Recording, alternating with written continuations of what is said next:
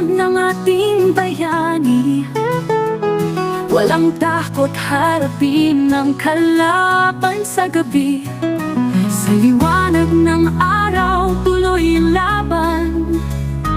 Papa de Channel, laging handang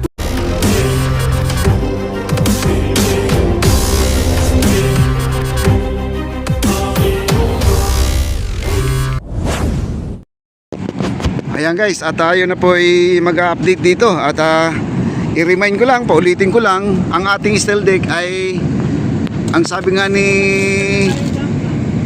Bossing, no, Sir Charles, ay ang ating steel deck natin dati kabit muna bago pintura. Ngayon pintura muna bago kabit. At kita nyo naman pati steel deck pininturahan po nila, no?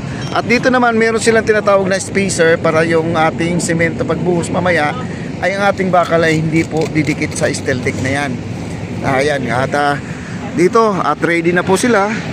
At dahan-dahan po tayo. Sabi nga ni Sir Charles ay iikot dapat ako dito. Sabi ko mamaya, no? Ay ngayon po ay nakapaghanda na po tayo.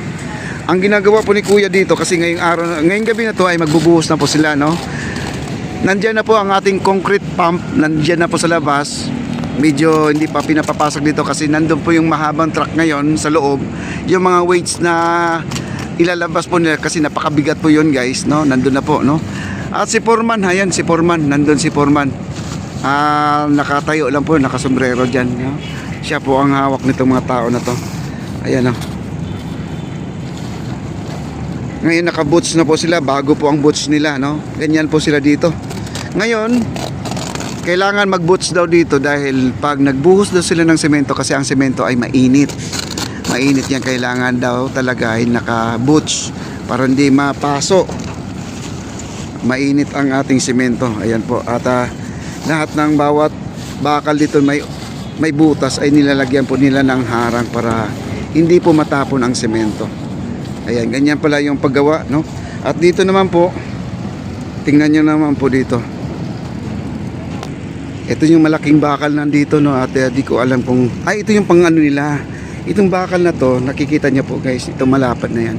Ito yung pang pantay nila. Ayan, pang pantay nila sa semento pag nagbubuhos. Kumbaga hindi na sila gagamit ng planer, yung parang plancha. Ito yung plancha nila, yung napakahaba na yan. Yan, yung mahaba na yan. Yan po ang gagamitin nila. At saka ito, papaliwanag ko po sa inyo kanina kasi nandun po tayo sa may tulay, kita po natin. Hindi po nag-level guys kasi ang kanilang gawa dito sa bago ay hanggang dito. Ngayon, ang sabi ni Sir Charles, maglalagay daw sila dito ng 4 na poste papunta doon sa dulo. Bali itong poste dito na nagawa na, itong luma, bali i-extend po nila dito para pumantay. Yan, kita nyo naman. Maganda na po talaga siya dahil ang sistema pala ditong kanilang ginawa dito sa ating esplanade, itong ating papuntang Arroceros, pabulusok po siya. Pabulusok, pababa kasi doon kasi may tulay doon sa may dulo, yung tinatawag natin na MacArthur Bridge. Kasi pag nag-level daw dito sa ito, mag-level, mauuntog ka na doon sa may itaas. Kaya ito ay pabulusok, pababa para hindi po tayo tatama doon sa may tulay. Yan, tama naman din, no? Ayan, at napakahaba na to guys. Nasa 10 cubics po ang gagawin sa pagbuhos dito. 10 cubics, di ko lang alam kung ilang mixer truck ang darating dito. Pero ngayong gabi na to, ready na po ito sa kanilang pagbuhos. Dahan-dahan po tayo, baka bigla po tayo bumaliktad dito guys kasi ang daming bakal. Ayan po, dito ay nagtatali po, no? Ayan si Kuya. Ayan, nagtatali. Ang maganda dito guys, ang kanilang file cap doon sa ilalim, yung I-beam naman nila, solid ang suporta din, kasi meron pa silang brace. Bukod sa brace ay meron pa silang steel epoxy, meron pa silang pintura na ginamit daw. Ito ay pintura para yung sa barko. Anong pangalan ng pintura yun, sir? Yung pintura na ginamit nito? Yung pang ginagamit sa barko? Oo, yun nga, nabanggit kanina, nakalimutan ko na. Ayan, siya po ay nagtatali dito. Ayan. Kita nyo naman. Kaya against the light po tayo kanina, di po tayo makapunta dito. Pero ganoon pa man guys, ito yung I-beam nila. Anong size nito?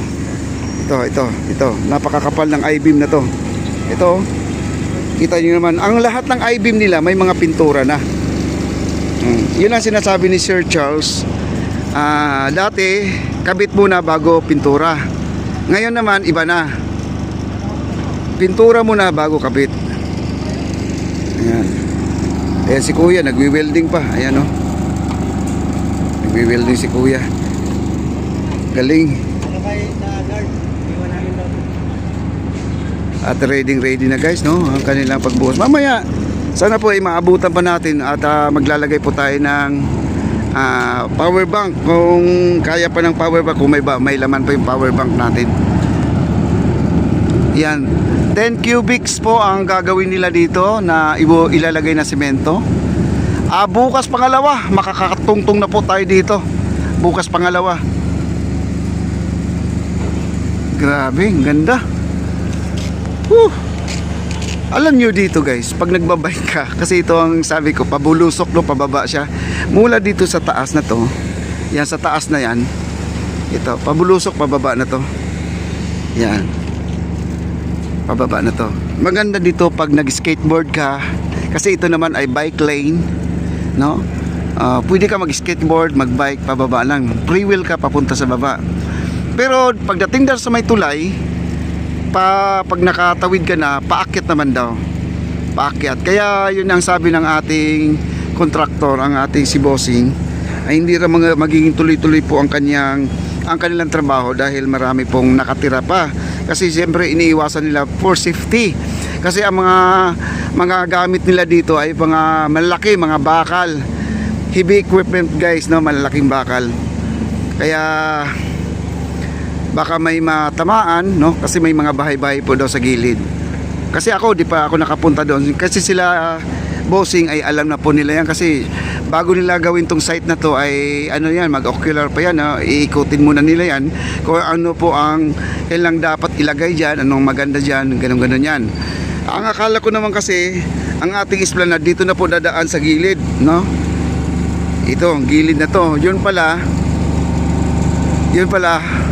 gagawa talaga sila ng dito sa ilog talaga, overlooking talaga sila.